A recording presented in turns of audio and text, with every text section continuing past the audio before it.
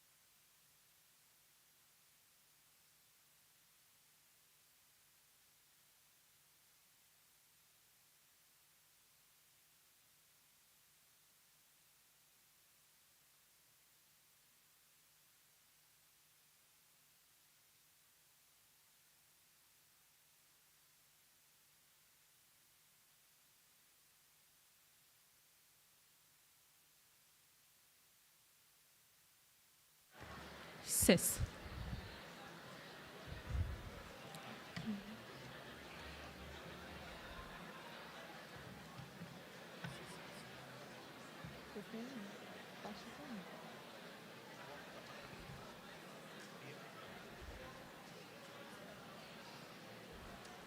okey verdiğinizde ben başlayacağım. Siz okey verdiğinizde ben başlayacağım. Başlayabilirim. Tamam, değil. Değerli konuklarımız, tekrar harika göründüğünüzü söylemek istiyorum ama salonumuz çok doldu. O yüzden kalan misafirlerimizi A ve B salonlarında da ağırlayabiliriz. Orada canlı yayın sunumumuz da paylaşılacaktır, bilginize. Tekrar hoş geldiniz.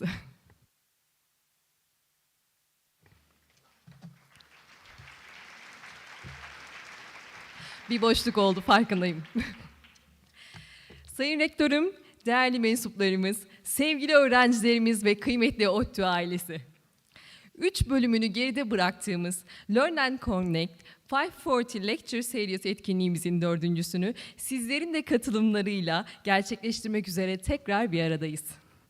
ODTÜ olarak birlikte öğrenmeyi, bilgi paylaşımını ve akademik işbirliklerini güçlendirmeyi amaçlayan bu özel seriyi sizlerle birlikte sürdürmekten büyük mutluluk duyuyoruz. Serimizin 4. bölümüne tekrar hoş geldiniz.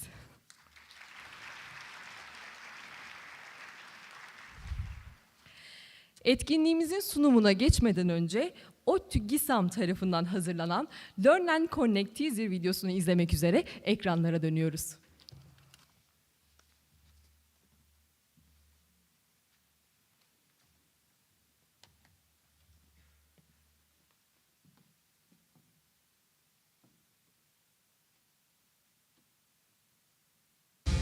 Welcome to Learn and Connect 540 Lecture Series. This month's lecture is A New Paradigm, Artificial Learning by Associate Professor Erkan Er. In this lecture, we will learn about implementation of AI into learning and the role of large language models in education.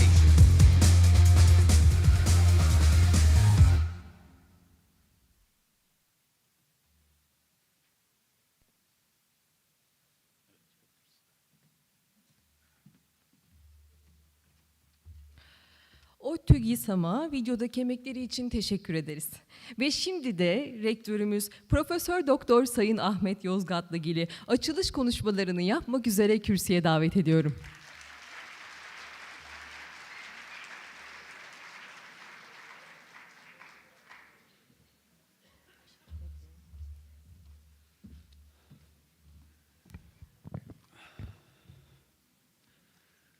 Kıymetli öğrencilerimiz, değerli öğretim üyelerimiz, değerli yöneticiler, kıymetli ODTÜ ailesi. Bu Learn and Connect'in bir gün bu şekilde patlayacağını biliyordum. Bugüneymiş. Hepiniz ben tekrar hoş geldiniz diyorum bütün öğrenci arkadaşlara. Her ne kadar yani yoklama mı alıyorsun diyorlar ama benim gerçekten haberim yok yoklamayla ilgili konulardan ama ben hepinizi burada görmekten, beraber olmaktan çok mutluyum. Bu noktada zaten bu Learn and Connect'i ilk düşündüğümüzdeki hayalimiz buydu, bu salondu. Burada işte öğretim üyelerimiz, bütün ODTÜ personelimiz, idari, akademik ve her zaman dediğim gibi bu üniversitenin öznesi olan siz öğrencilerimizle beraber burada beraberce her ay bir araya geleceğiz. Şimdi tabii bu salondan daha az salonu kabul etmeyiz bundan sonra Elif Hocam. Elif Hoca'nın tabii bu şeyde büyük katkısı var. Ben ona şahsında, ona ve ekibine teşekkür ediyorum. Ve tabii ki bugünkü konu da çok ilginç. Yapay zeka ve eğitimde yapay zeka. Bu noktada elbette biz hocalar, en azından bazılarımız adına söyleyeyim, şu andaki yapay zekaya yaklaşımımız işte yüzde kaç ChatGPT kullandı, buna ne yapacağız, sıfır mı vereceğiz, ChatGPT'yi kullandı ya da başka bir programı, bu ödevlerde bu yapılabiliyor. Şimdi tabii ki bu, ben de geçen dönem ders verdim. Ders sırasında işte öğrencilerle konuşurken hocam, işte kitap açık, tamam sınavda kitap açık. Peki diyorlar ki ya biz kitabın PDF formatını kullanıyoruz. Tablette PDF açık olabilir mi? Olur. Tablette getirebilirsiniz. Kitabın PDF formatını kullanabilirsiniz tabii. Peki tabletimizin internet bağlantısı olmasında mahsur var mı? Olabilir, yani hani sorular noktasında bir sıkıntı olmaz. Peki yapay zeka kullanabilir miyiz? Dedim ki yani yapay zeka benim bu sorduğum soruları çözüyor mu? Çözüyor. Şimdi o noktada tabii orada kaldık. Biz eğitim noktasında tabii ki bugün hocam Erkan Er hocam bu noktada bizlere eğitimde, değil mi, yapay zekayı nasıl kullanıyoruz, nasıl gelecekte bizi ne bekliyor yapay zeka noktasında, onları heyecanla bekliyoruz. Kendisi gerçekten bu konuda yakın zamanda da TÜBA'nın, Türkiye Bilimler Akademisi'nin Üstün, Başarılı, Genç, Bilim, İnsanı ödülünü aldı.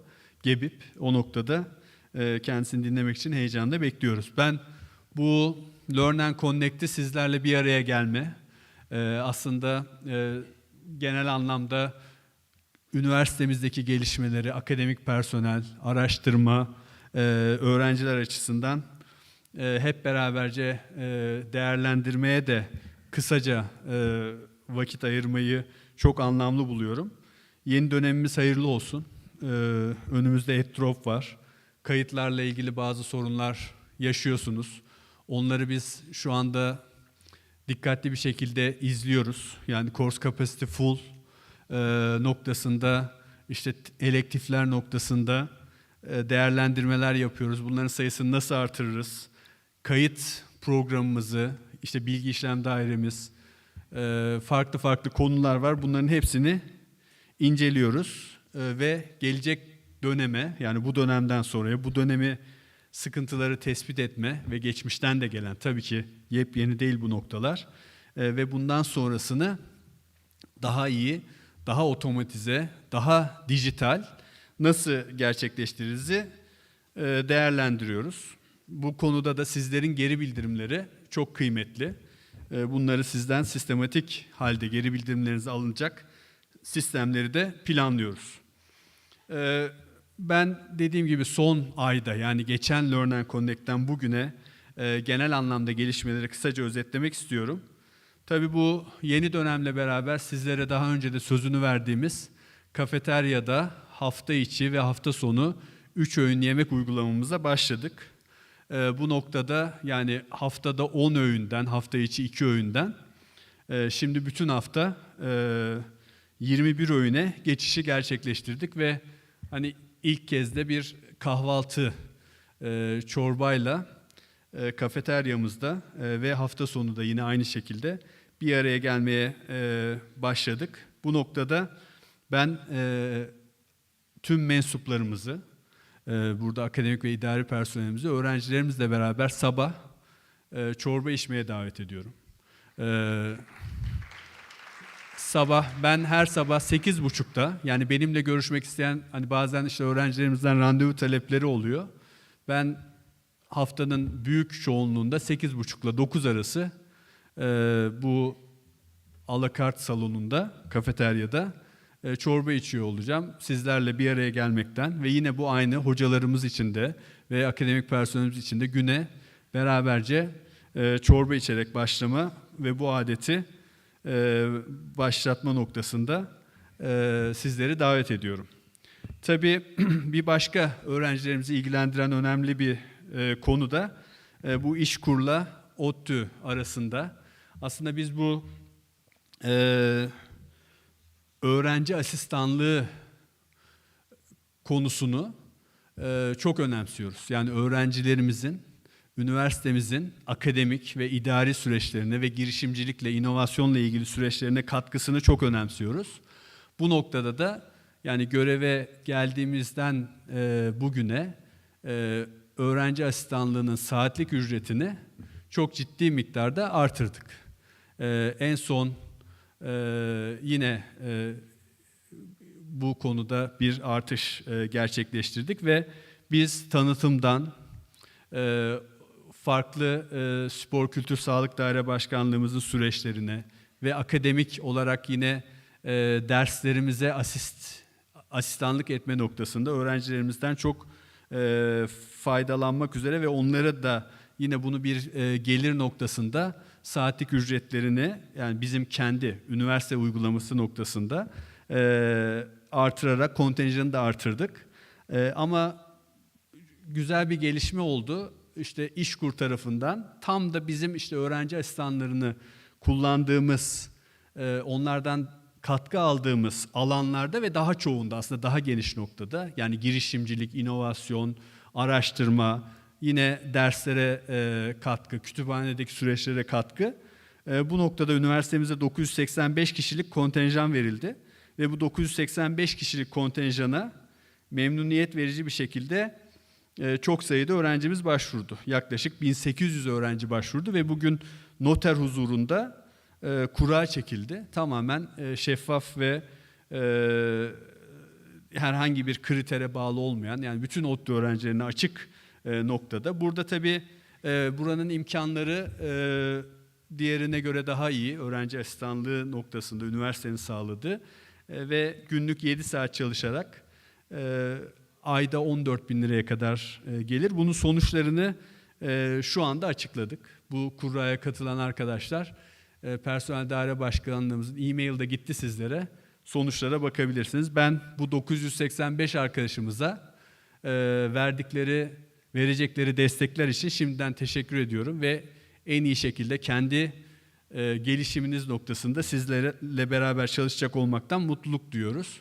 Bu süreç tamamlandıktan sonra aslında tamamlandı bu süreç. Bu planlamalar yapıldıktan sonra yine ihtiyaç duyduğumuz alanlara biz yine öğrenci asistanı almaya devam edeceğiz. O açıdan ben bu konuda sizlerle çalışacak olmaktan özellikle ODTÜ'nün tanıtımıyla ilgili konularda, kurumsal iletişimiyle ilgili konularda, yine akademik birimlerimizin destek ihtiyaçları noktasında çok mutluyum. Genel anlamda hani öğrencilerimizle ilgili konular bu şekilde. Araştırmayla ilgili yeni yani akademik personelimize yeni destekleri aslında e-mail'le sizlere yolladık. Burada aslında çok önem verdiğimiz yüksek lisans ve doktora öğrencilerinin TÜBİTAK'ta bursiyer olarak çalışmaları ve bu dönem açılan 1001 çağrısında bu programda kabul alacak projelerdeki her bir projedeki bir bursiyere 1001 projesine ek olarak yani 1001'deki burs miktarlarına TÜBİTAK'ın verdiği miktarlara ek olarak biz de ODTÜ Geliştirme Vakfı'nın imkanlarını kullanarak eş finansman sağlayacağız. Bu noktada yani bir yüksek lisans öğrencisi TÜBİTAK'tan alacağı 19.000 lira desteğe yine ek ODTÜ desteğiyle beraber 38.000 lira. Doktor öğrencisi de yine 27.500 lira TÜBİTAK'tan alacağı desteğe ek olarak yine 27.500 lira Geliştirme Vakfı bursuyla toplam 55.000 lira burs alacak. Tabii bu noktada biz bu bursiyerlerden bölümlerin uygun görmesi noktasında biz bölüm başkanlarına kabul ettiğimiz bursiyerleri ilettikten sonra bölüm başkanlıklarımız uygun görürse eğer ders asistanlığı yapmalarını da bekliyoruz. Yüksek lisans ve doktora öğrencilerimizin. Bu desteklere yine bizim araştırmayla ilgili makale ödüllerini önemli bir şekilde artırdık. Özellikle Q1 ve Q2'lerde, Q2 kategorisinde yayınlanan makalelerin desteklerini, ödül miktarlarını ciddi bir şekilde %100 oranında artırdık. Ve kitap ödüllerini de yine 7.500 liradan 30.000 liraya çıkarttık. Ve burada da tabii WOS ve Scopus endekslerinde yayınlanacak, basılacak kitaplar için. Yurt dışı bilimsel toplantı desteklerinde yine hem fakültelerin ve enstitülerin toplam bütçelerini hem de öğretim üyelerinin, yani öğretim elemanlarının alacakları tavan desteklerini yine önemli bir şekilde artırdık. Üniversite Yönetim Kurulumuzda yaptığımız görüşmede mesela örnek olarak bir doktor öğretim üyesinin Amerika Birleşik Devletleri'ne bir konferans için gittiğinde 22.000 liradan 71.000 liraya çıkarttık bu desteği. Ama bu noktada hani tam destek, partial olarak değil, kısmi olarak değil, tam desteği zorunlu tuttuk. Yani bir öğretim üyesinin 71.000 liraya kadar beyan edeceği masrafları, işte kongre katılım ücreti, uçak ve günlük harcıra, bunların desteklenmesi. Yani bir öğretim üyesine işte ya da öğretim elemanına kısmi destek, yani işte bölüştürüp 9.000 lira, 10.000 lira destek noktasını kaldırdık ve bu destekten belli kriterlerde faydalanacak öğretim elemanları tavan olarak mutlaka bu belirttiğimiz rakamları kullanmaları noktasında zaten hemfikir olduk Üniversite Yönetim Kurulu'nda. Bu süreçlerdeki tabii ki amacımız ODTÜ'nün uluslararası tanınırlığını, bilinirliğini artırarak uluslararası işbirliklerini ve nitelikli işbirliklerini gelişmesine olanak sağlamak. Bu noktada tabii Orta Doğu Teknik Üniversitesi'nin genel anlamda sıralamalardaki başarısı her zaman bizleri gururlandırdı. İşte en genel anlamda QS'deki 285.liğimiz, Times Higher Education'daki 351-400 bandındaki başarımız, özellikle alan sıralamalarında eğitim fakültemiz bizi gerçekten büyük gururlandırıyor her zaman. İlk 100'e, bugün de Erkan hocamız da zaten oranın öğretim üyesi, 89. olarak, yani dünyanın en iyi 100 eğitim fakültesi içinde olması. Diğer tabii ki işte mühendislik, yaşam bilimleri ve diğer sosyal bilimlerde de hep 200-300 bandındayız. O noktadaki başarılar bizi gururlandırıyor ama çok yakın zamanda, yani 3 gün önce Times Higher Education'ın itibar sıralaması açıklandı, Reputation. Bu tabii ki 2011'den beri yapılıyor ve alanında tüm dünya çapında tanınmış akademisyenlerin oylarıyla tespit ediliyor ve belli şekilde belli alanlardaki işte anketlerle çok sayıda üniversite değerlendiriliyor ama yalnızca dünyanın en güçlü markaları olarak kabul edilen ilk 300 üniversite sıralanıyor. Bu sıralamaya uzun zamandır Türkiye'den herhangi bir üniversite girmemişti. ODTÜ bu sene bu sıralamada 201-300 bandında yer aldı. Ve bu sıralamada yine itibar anketi, Reputation, Times Higher Education'da sıralamada yer alan Türkiye'deki tek üniversite. Ben bu açıdan hepinizi tebrik ediyorum bu başarı için. Ve bence bu başarı bir alkışı hak ediyor.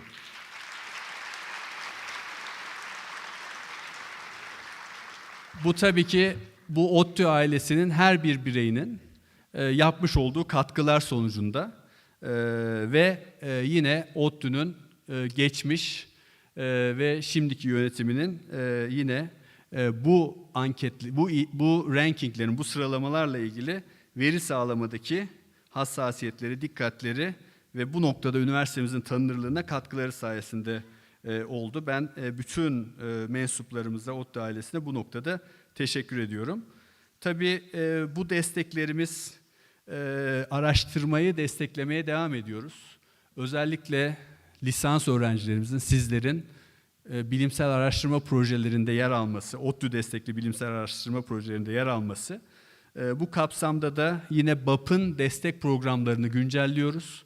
Ciddi miktarda destekleri artırdık ve birçok yeni programı devreye aldık. Onlarla ilgili detayları da sizlerle çok yakın zamanda paylaşacağız. Bu konuda da çok heyecanlıyız.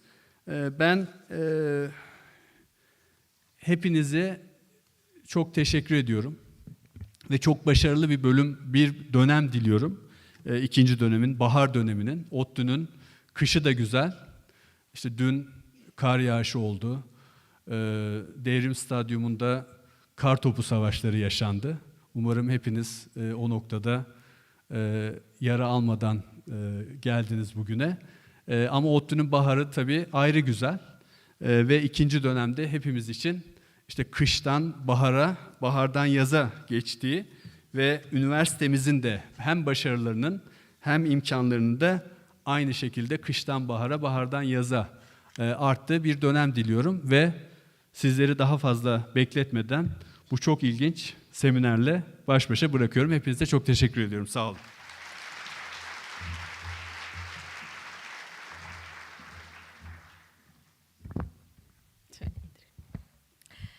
Sayın Rektörümüz, değerli hocamıza konuşmalarından ötürü teşekkür ediyoruz. Kıymetli konuklarımız, şimdi etkinliğimizin lecture bölümüne geçiyoruz. Her ay farklı bir akademisyenimizin bizlerle buluştuğu bu seride bu akşam Bilgisayar ve Öğretim Teknolojileri Eğitimi Bölümü öğretim üyesi Doçent Doktor Sayın Erkan Er bizlerle olacak. Kendisi A New Paradigm Artificial Learning başlıklı sunumuyla eğitim bilimleri ve bilgisayar bilimleri arasındaki etkileşimi ele alacak. Hocamızı sunumlarını yapmak üzere sahneye davet ediyorum.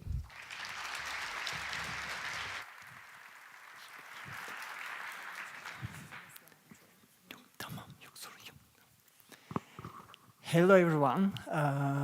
So thanks for this opportunity to talk about this important topic in such a great event. So thanks for coming tonight and joining us.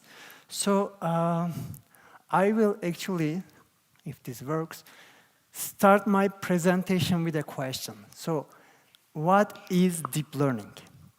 So, actually, the meaning of this term changes depending on the area. So, if you are someone from the field of engineering, you may think of something like this. An artificial neural network, it has many layers of interconnected nodes, and each node is responsible for learning a specific feature from the data. But if you are someone from the education field, right, the meaning of this term will change for you. So in the education field, the deep learning actually refers to type of learning where students actually go beyond the memorizations. So they don't just absorb the facts, okay, and they have a good, deep understanding of the underlying concepts. And they think critically, they analyze the information, options, and they approach the problem solving in a more creative way. And what they learn new, they are able to actually apply this new thing in new situations to solve new problems. And at the end, they become lifelong learners because they build this mindset and skills to continuously grow and learn throughout their lives. So deep learning is very important in both fields. But once the deep learning has got much better, right, in the technical terms, thanks to this theoretical framework. It's the transformer framework, okay? So this framework has something called attention mechanism, and this attention mechanism can compute the relationships, the connections between different words in different contexts. And then it can fit this context to this neural network, and then this neural network can produce text. And these advancements actually lead us to these large language models, and we have many open source or commercial tools here. And actually, this transformer architecture was published first by, I think, Google researchers at 2017. So it's not something very recent. But what happened is, actually, OpenAI didn't invent something new. But the key term here is the scale. So OpenAI used a lot of data with a lot of compute resources to train these models. Okay? So this is the difference they made, actually. But once this deep learning has got so powerful in the technical area in computer science, it has begun to affect the deep learning in human learning. Because we began to offload many tasks that require cognitive resources to AI tools. That means actually we kind of begin to activate the neurons or neural network in AI more often than the neurons in maybe our own brains, right? And this might be fine in some cases, we can use it, that's okay. But in education, it may have some consequences. It may not help us actually develop our cognitive skills. And maybe ChatGPT, is the first tool most of us has begun to interact with large language models. So I think its interface has changed a lot over these 3 or 4 years. But it has this simple chatbot interface. It just generates human-like text in response to your questions or your messages or what's called prompt in general. And it actually generates text in a variety of fields. And this is quite astonishing, I think. It's a really powerful capacity. But can you imagine a human, who can create an image based on some description, high-quality image, creative image, who can brainstorm almost on any topic in any field, or who can even surprise you? I don't know, I haven't clicked that button.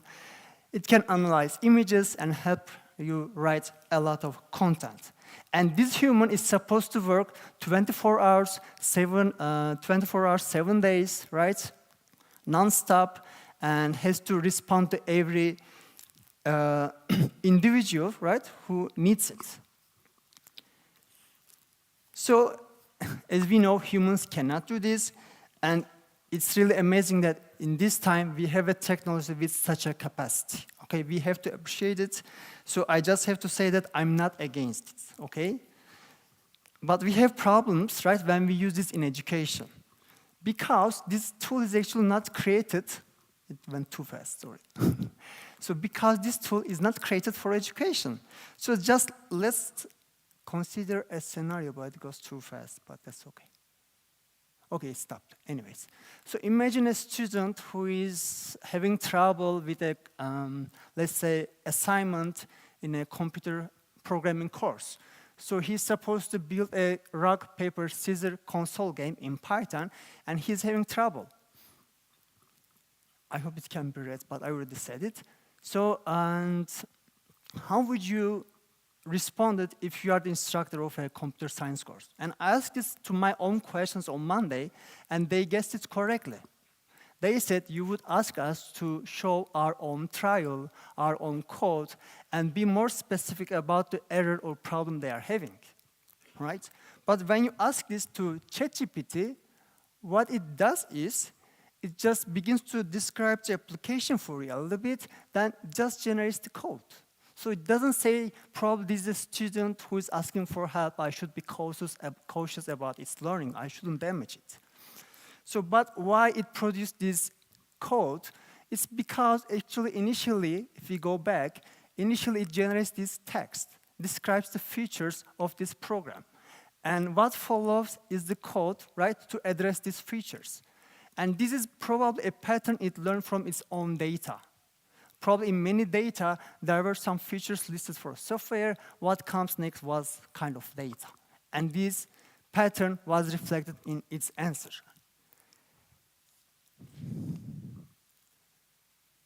So LLMs, actually, how do they work? They actually predict just the next word. So don't think that there is like some intelligent machine behind the scenes who takes your questions, analyze it, carefully analyze it, right?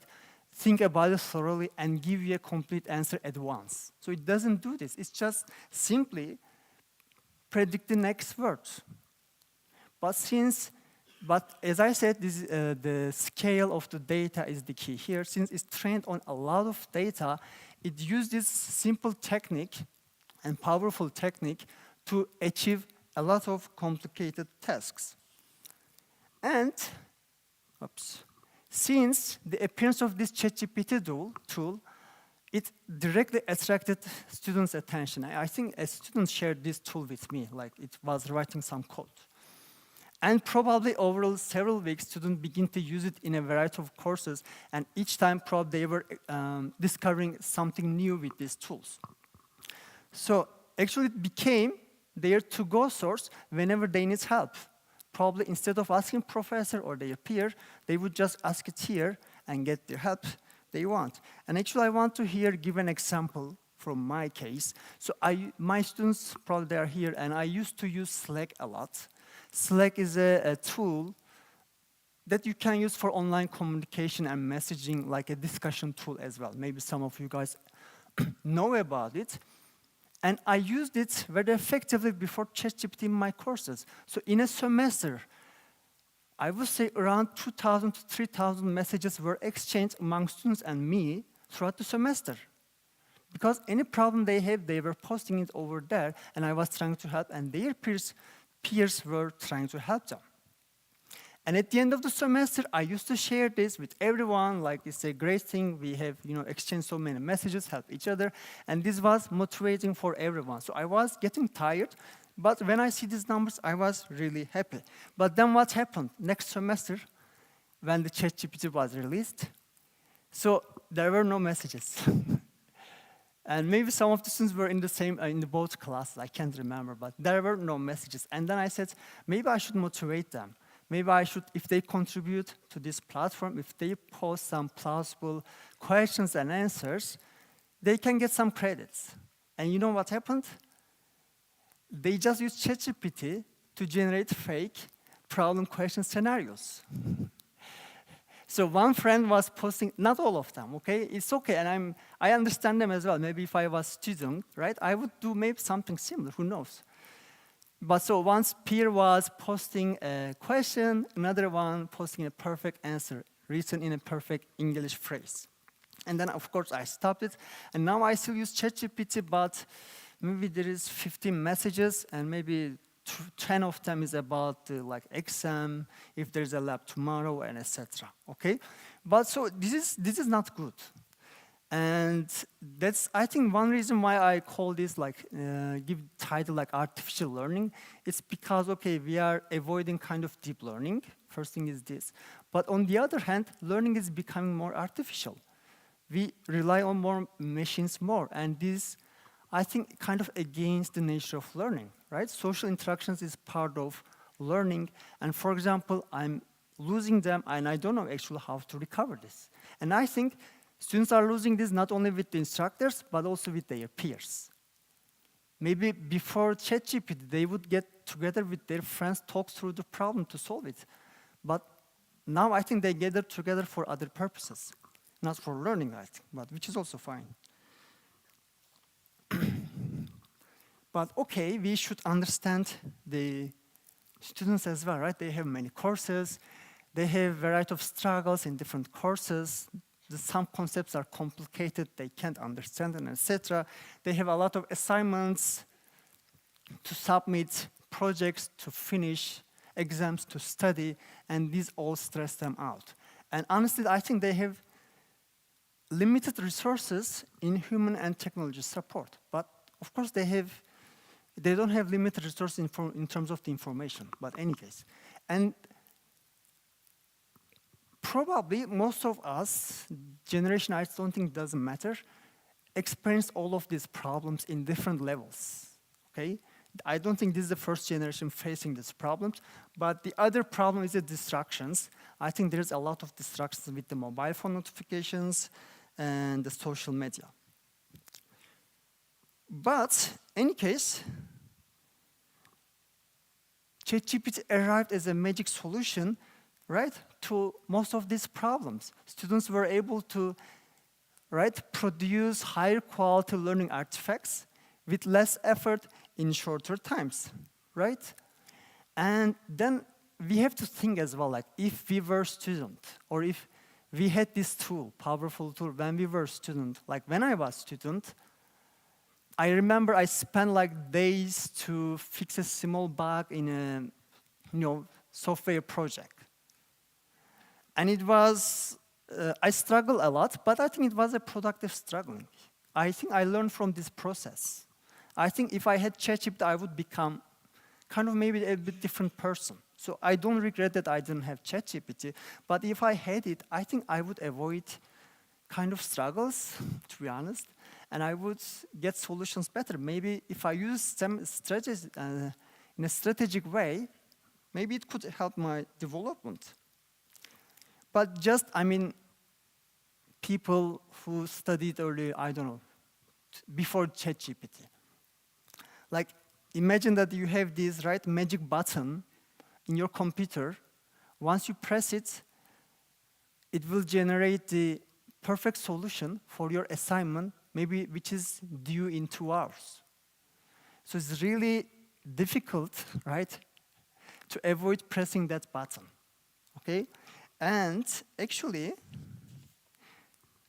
this issue is beyond students. This is actually about the human nature. Because as humans, we have this inherent tendency to avoid struggle and effort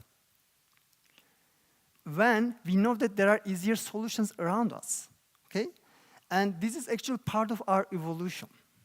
Because our brain has evolved to work efficiently to save energy. So even when we know effort can take us to a better place, okay, we will still prefer easier solutions. Okay, this is our nature. So we usually look for the ways to get the most benefit with the least effort. And as a result, we are inclined to avoid, right, complex or demanding cognitive processes in favor of easy solutions. So we cannot avoid this, the path of least resistance. And this phenomena is also connected with this concept of cognitive miserliness. It's a concept from psychology. I'm also kind of trying to learn it.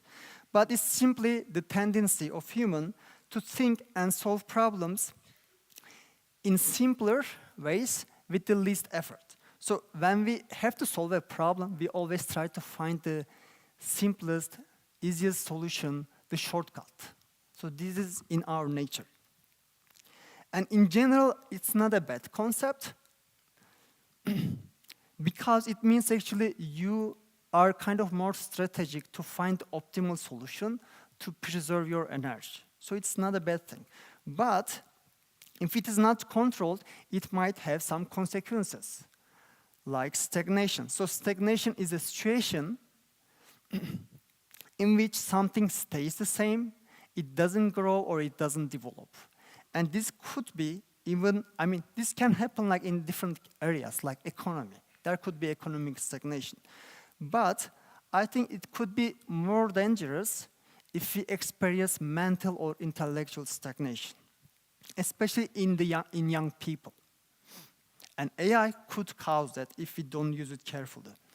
So in this situation, you become intellectually less agile and less adaptable. So you begin to avoid deep thinking, complex problem solving, and you fail to develop these, right, 21st century crucial cognitive skills like creativity, analytical thinking, and etc. And I would like to just provide some, right, scientific evidence to justify what I'm saying. So there is this research study. So there is this common assumption: if we have greater access to the information, we can learn better. It has positive contribution to our learning. But this research provides an empirical evidence against this fact. It says when people know that they have access to information whenever they want, they begin to not deeply process this information, and they actually forget the content. And even the people with higher cognitive abilities tend to do this more. And this causes what I said, cognitive miserliness. So in summary, it says like when individuals perceive that there is new content is abundant and easy to access, learning and memory actually decrease. And they begin to subscribe more to these resources. So it's kind of, they become addicted to them. And this remind me, competition about the AI tools. Like, they are thinking, I think, every day which task we can do for humans, and every day show up a different tool for us. And these tools, what they do is beyond information access. They can provide, they can make it easy to access information, but they also make it easy to access task performance. That means we can use them to get things done instead of we do them, okay? So these tools are fine if we use them strategically. I'm not against them, okay? But over-reliance on AI with these tools will probably cause some decline in your abilities, your cognitive abilities. So we shouldn't trade off the convenience of this tool with our own development, especially in education as students. So another research this time from education field, is a systematic literature review. Okay, it says the effects of over-reliance on, let's say, AI chatbots on students' cognitive abilities. And they find out that over-reliance on AI affects many critical skills, cognitive skills, negatively, okay? It affects independent critical thinking, analytical thinking, and it also has consequences for decision-making abilities. So I just saw this report from EDUCAUSE. They just published it three days ago, and I would like to share some results from there associated with this talk today. So this report was generated by input from around 800 higher education representatives. Okay, so I just shared some scientific findings, but now we have some evidence also from the universities itself.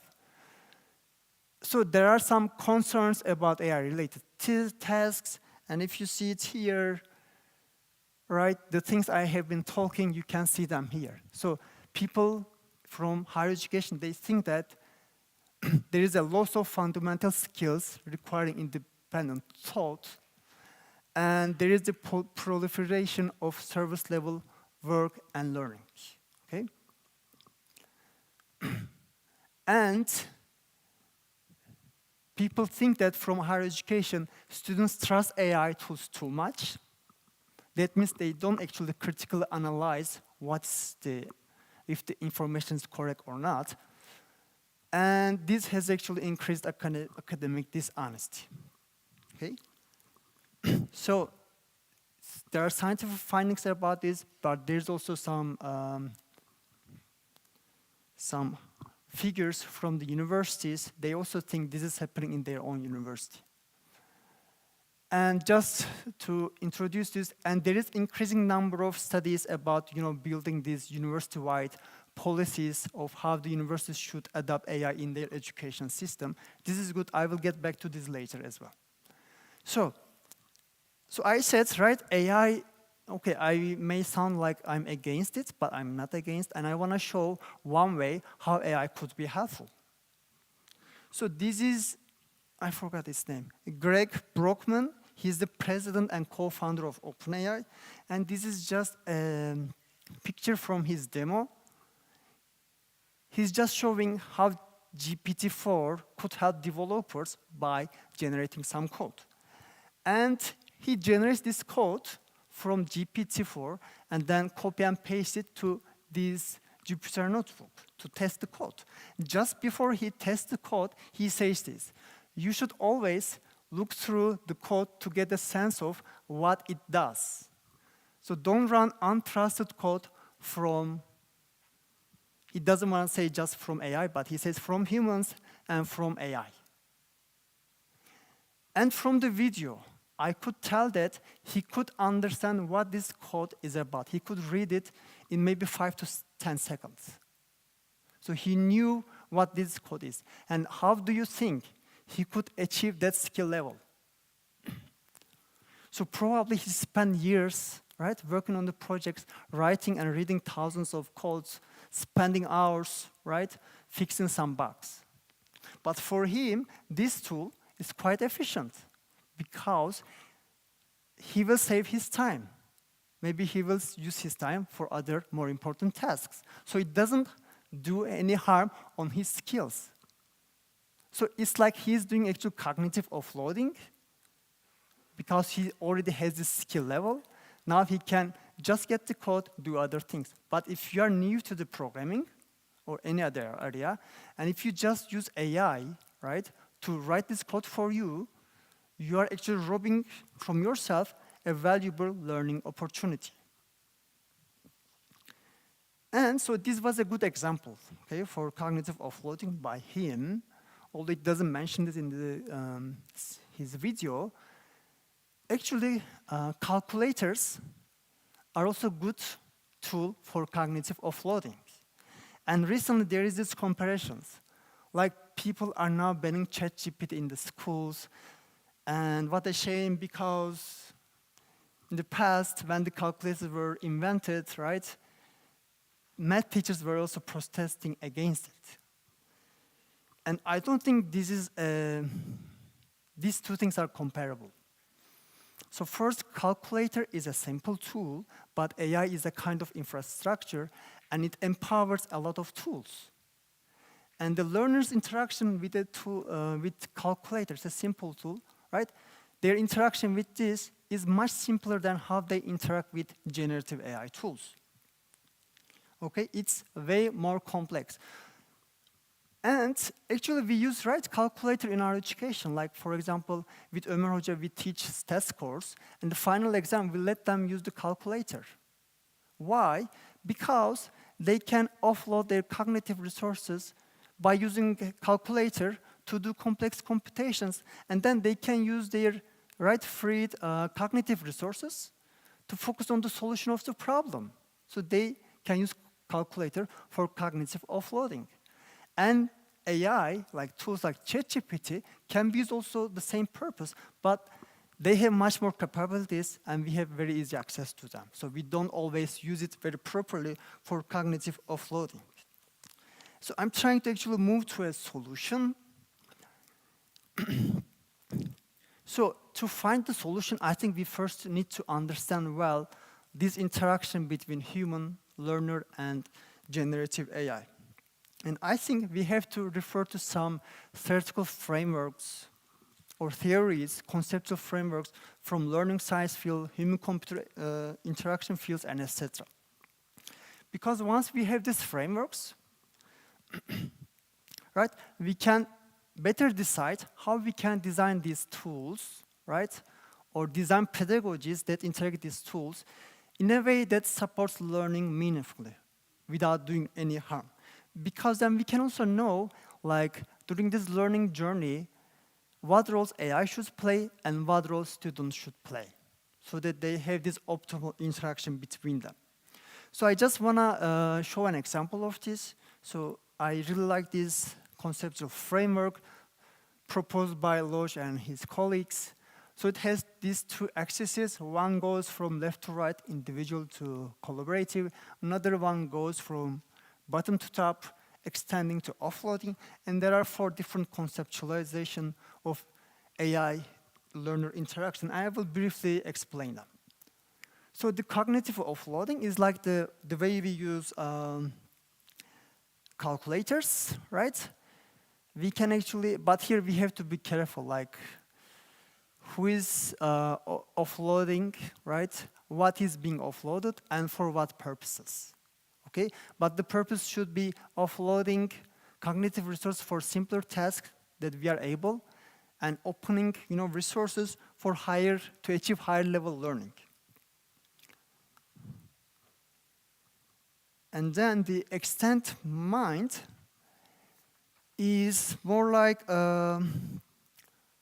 augmenting our own brain, our own mental capacity.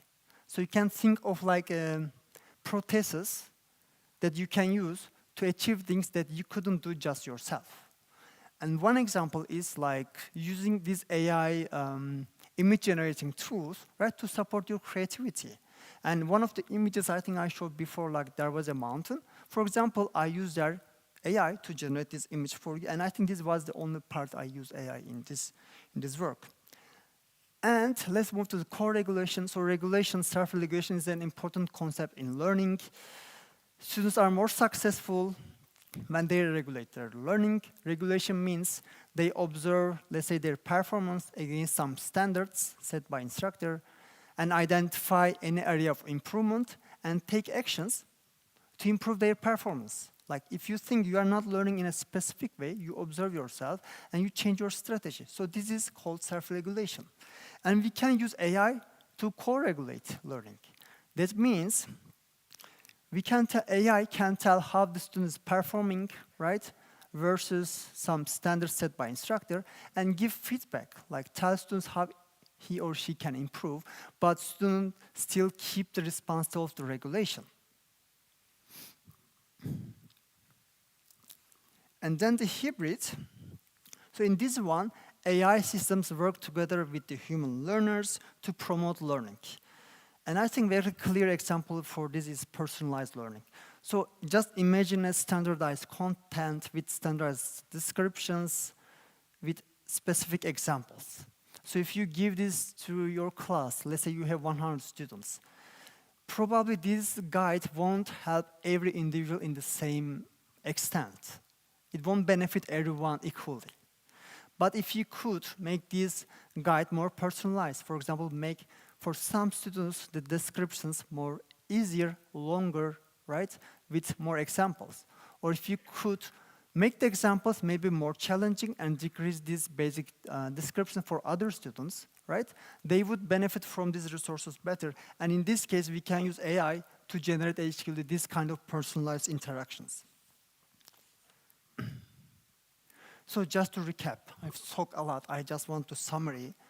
So large language models are amazing, but not created for education. Students may use LLMs to take shortcuts in their learning and avoid struggle because of the human nature, as I said. And misuse of LLMs can harm the development of critical skills. So we shouldn't ban them, but the situation is not the same as the calculators. And we should benefit from frameworks and theories from learning sciences and educational sciences to guide the design of these tools and the way we integrate them in our pedagogies. Since I'm moving toward the solutions, so I just want to show several examples from my own research to see how AI affects actually student interactions. So I will focus on two things in each research. So how does, in the first part, pedagogical interventions, and the second research, theory-informed AI tools can affect AI student interactions and students' learning performances. So here, we tried not to measure a lot the perceptions of students, but we analyzed actually the actual data, like how students interact with AI in the first one. And the second one, we measure actually students' learning gains. So there are some research studies. They claim that students learn better with AI, and they can learn depending on how they use it. They claim this, but they just measure their task performance.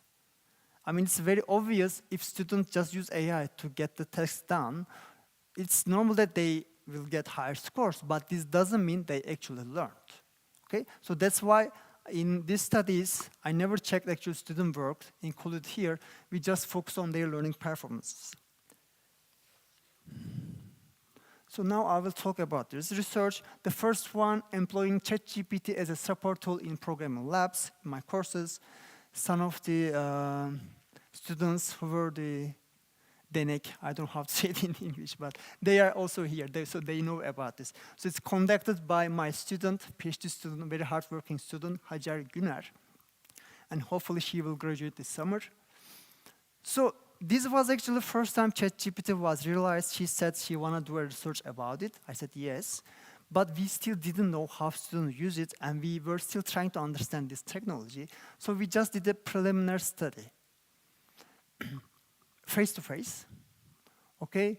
So there were, so I considered this design suitable, because I thought if I let students work on the lab practice by themselves without using ChatGPT for a while, then they will have something to improve later with ChatGPT, with AI, right?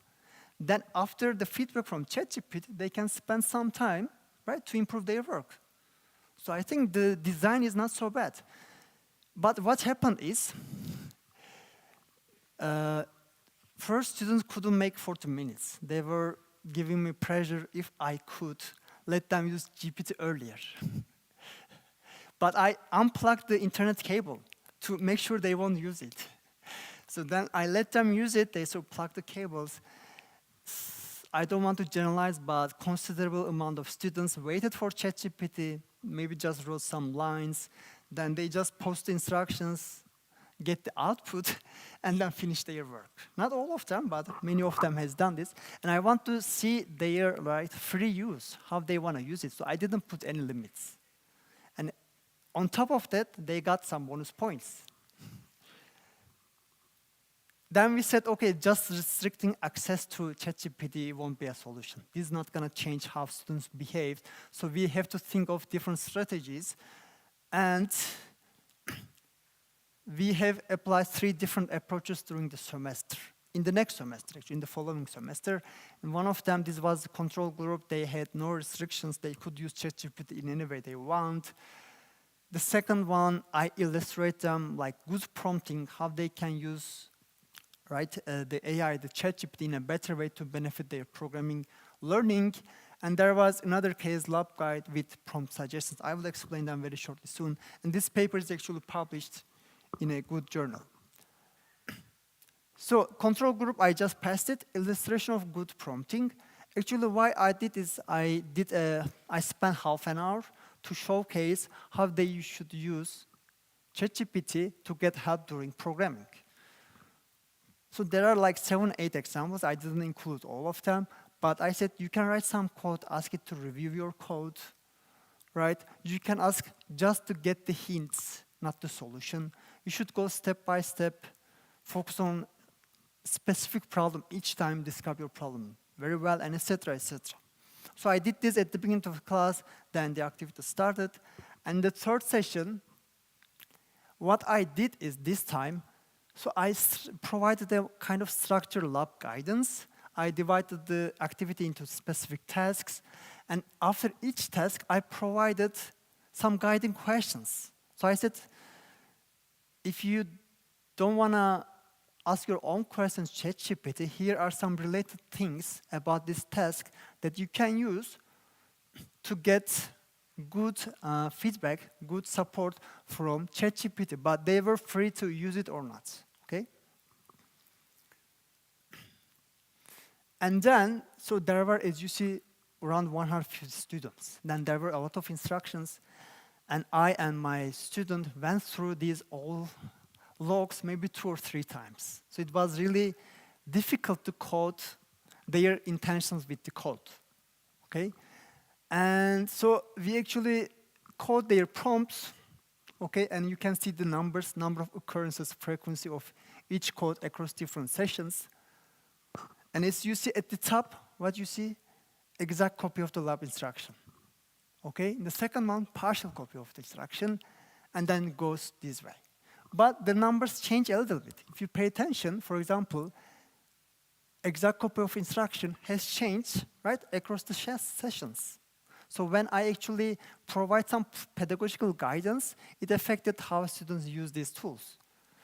assuming that they didn't feel the pressure from me. And for example, coding task inquiry, it increased a lot in the third session because probably they used my prompts. And those were just inquiry about the task, like how to do things without giving the solution. Another one, prompt revision. So prompt revision means, and this happened a lot, student ask GPT to do something, and it does another thing, and student keep asking the same thing over and over again, but of course it refines the prompt a little bit. And for some students, it repeats like 13 times. And the solution is quite easy. Like he has to change something little, but instead of this, he just asks ChatGPT to make it correct for him or her. But it decreased a lot, probably because, I don't know, they used my prompts. Then, from these codes, we identified profiles of the students based on how they use this, how they use ChatGPT. So first group is AI-reliant code generator. So they just copy-paste the whole lab instructions to get the complete answer, solution, they just upload it. The other group, they ask ChatGPT again to get the whole response, but they are careful. They say, hey, you didn't do this, can you fix this? Or they try the code, they got some error, and ask GPT to fix it. So they are not very mastery goal-oriented, but performance goal-oriented. And they are, so this is PGO, performance goal-oriented. The other group, mastery goal-oriented. And then in this group, second group, so AI collaborative coder. So this group actually prefer to write code themselves, but they just ask some task-specific questions to get guidance. So this was a good case. And there was AI-assisted code refiner. They write some parts of the code, then they give this code to ChatGPT to complete it, fix it, and etc. And some students didn't prefer to use AI. And here is the, I won't explain all the numbers, not to confuse you, but as you see, AI-reliant code generator were higher in the first session when they use freely. In the first session when they use freely, actually you see that many students didn't prefer to use it.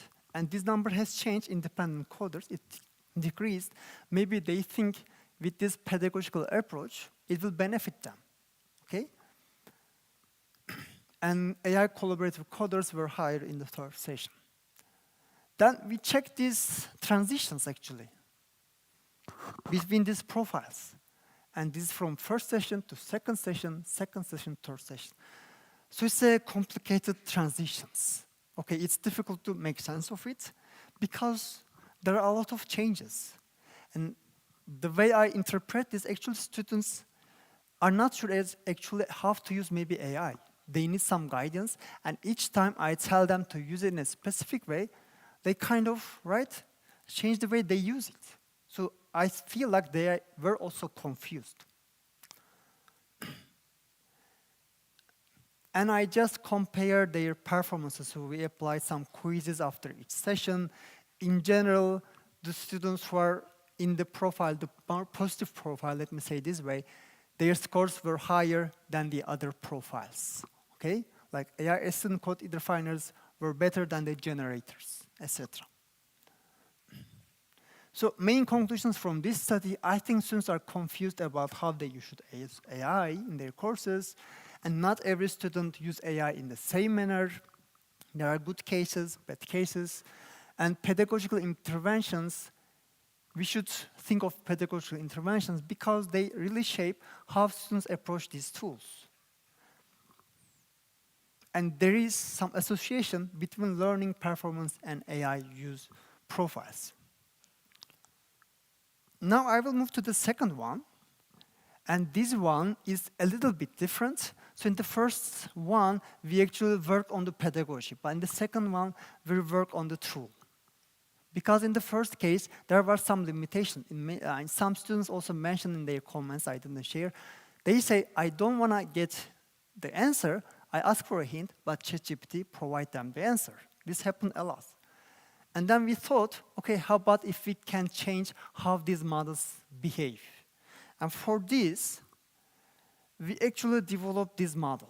So my students, Atakan Coşkun, He's also very hardworking, okay, full-time students. And he developed this human AI collaboration feedback model. I plan to explain this model, but I think I will skip this not to bore you. But it has this goals section. Here, it says hybrid for a reason, because it says goals set by the instructor, instructional goals. Students should know them, and AI should also know it, so that it can guide the student, okay? What else? So two-way dialogic feedback. So feedback, traditional feedback is actually like you give students feedback and student has to understand and apply it. But this doesn't work very well in practice. They have to keep talking about the feedback to make sense of it. So we said there should be two-way dialogic feedback between students and the teacher and the AI. And we have defined some dimensions of this. I will skip that. And there is the hybrid intelligence part. Here we focused more on the teacher and AI in hybrid intelligence because, for example, I have around 100 students in one of the programming courses, and I cannot help all of them, right?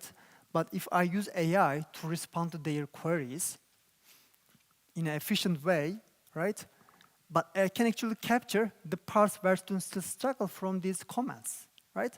Because when we track every conversation happening between students and AI, then when it is necessary, teacher can jump in and provide its own intervention as well when it is necessary.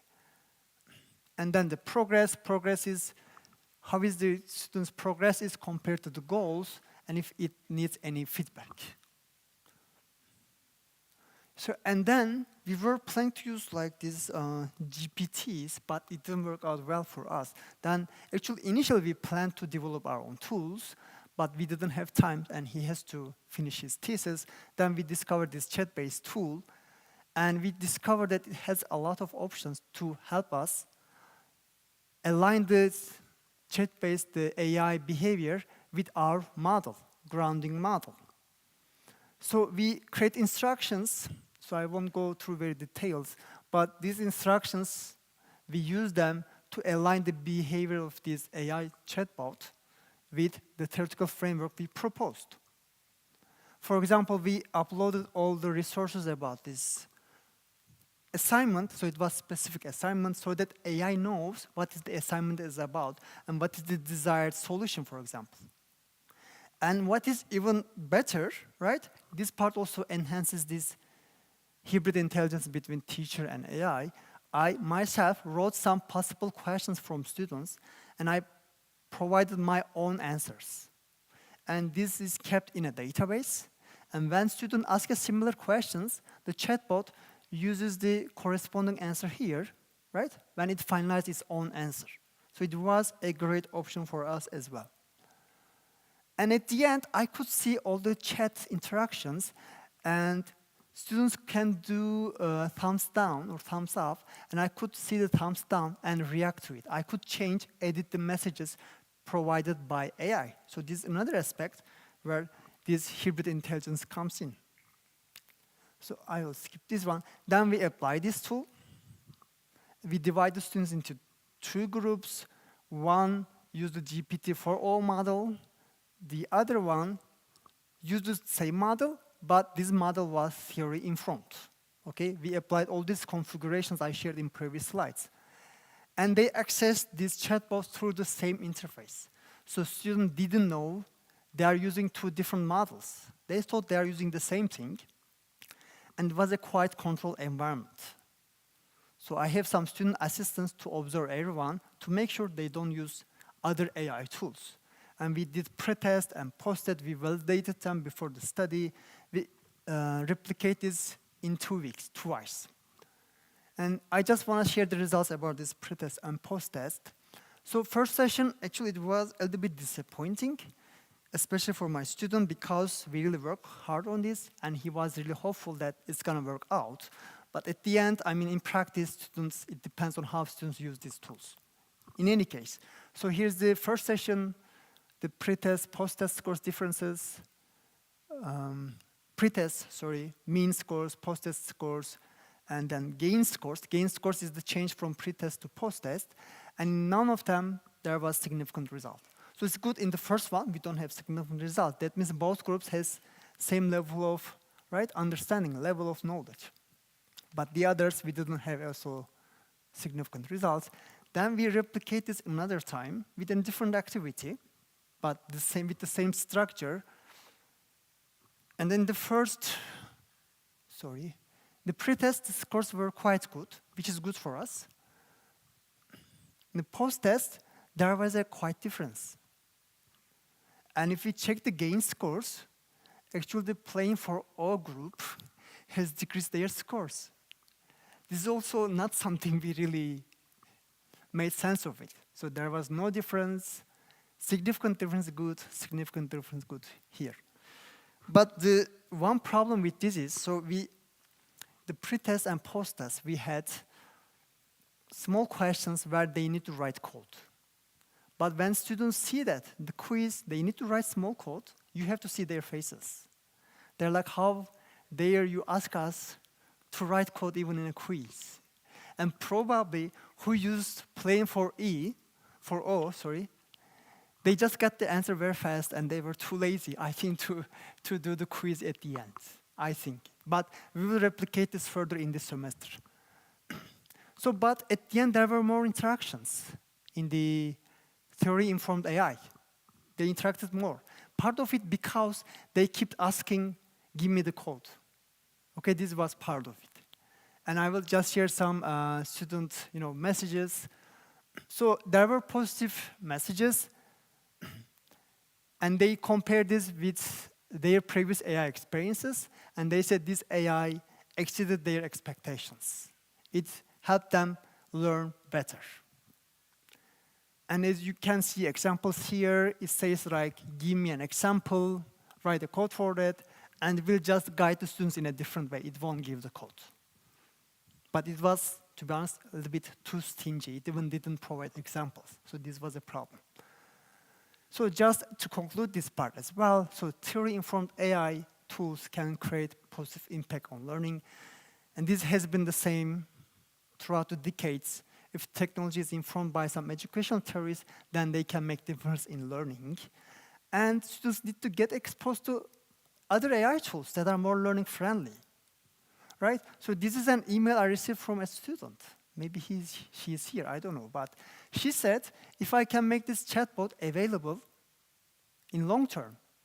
But of course I couldn't because we just purchased some credits and we spent all of it in these experiments. But it was good. Like students are actually in demand of some new tools, not ChatGPT.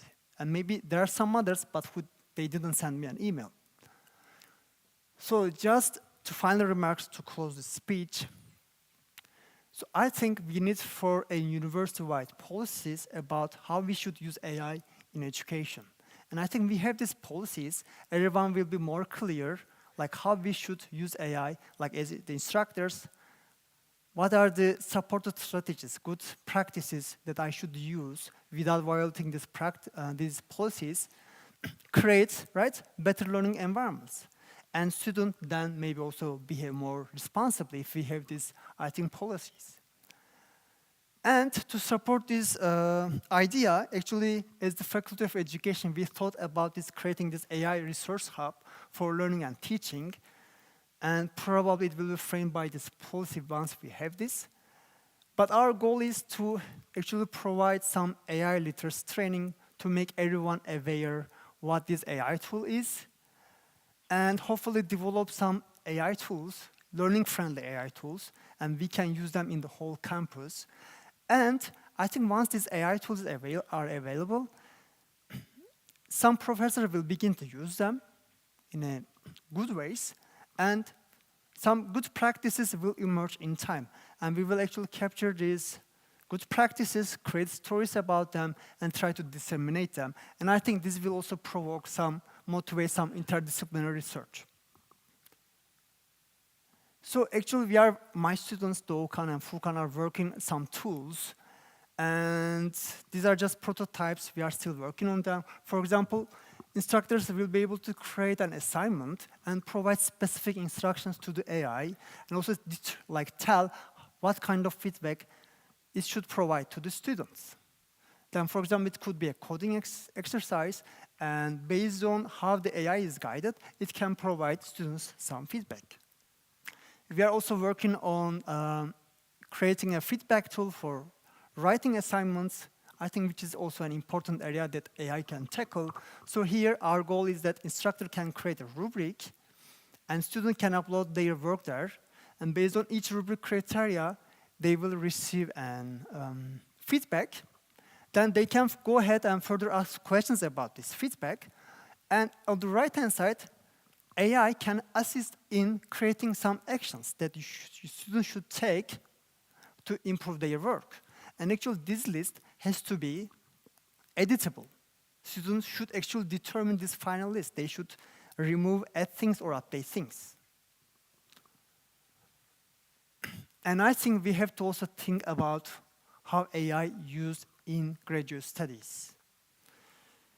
I mean, if you check some internet resources, like I see a video like how to use AI in literature review, and it starts with, you don't have to read an article anymore to do literature review. But this is quite problematic. I mean, you have to read articles to understand what is done in that research, to conceptualize this work better, so that you can become expert in that area. So we have to also address this. Also in writing the thesis, there are some, I think, problems. And just an advertisement about my department. So we are planning to offer a minor degree, minor program in data and AI in education, hopefully in the next year fall. And I think it has a good set of courses.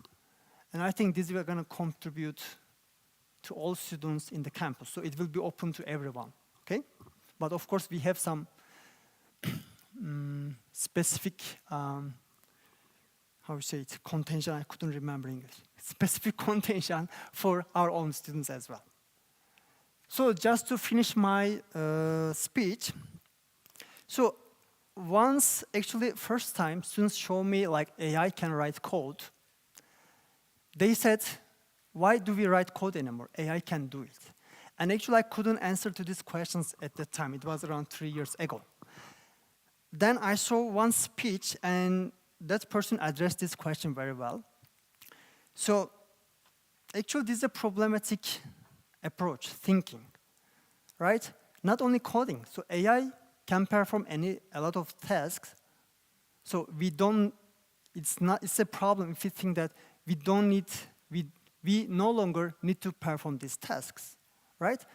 Just because AI can do those, it doesn't mean, right, machines are ought to these tasks for us.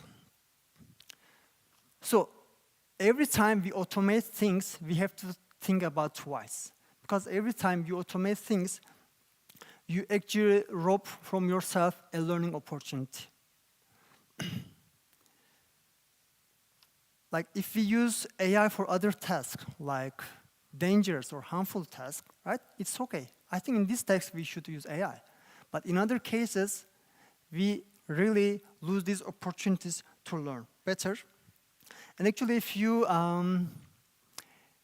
before ChatGPT or AI, if you probably have once, right, deeply engaged in a specific task. And once actually you are deeply engaged, you discover new aspects that are not visible to you, right, when you are outside of this experience. But when you automate a lot of things, you are actually losing all these, right, opportunities, all these aspects. So I'm not against AI, and I think we should use AI, but more responsibly as a guide, right, as a coach to help us achieve things, achieve greater things. But at the end, it should be with our own effort. So thank you very much.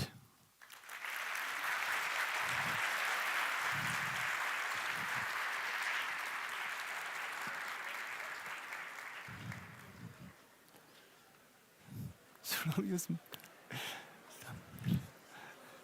Nasıl hocam? Sorusu olan varsa konuşabiliriz. Sorusu olan varsa hocamıza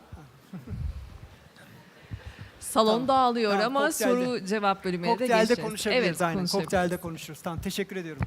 Doçent Doktor Erkan Er hocamıza sunumları için teşekkür ederiz. Kıymetli öğrencilerimiz için bir duyurumuz olacak. Bağ 100 dersi için A salonuna geçebiliriz. Etkinliğimizin Connect kısmına geçmek üzere sizleri büyük fuaye alanında gerçekleşecek olan kokteyle davet ediyoruz. Katılımlarınızla değerlendik kıymetli ODTÜ ailemiz, teşekkür ederiz. Bir sonraki Learn and Connect 540 etkinliğimizde tekrar görüşmek üzere, hoşça kalın.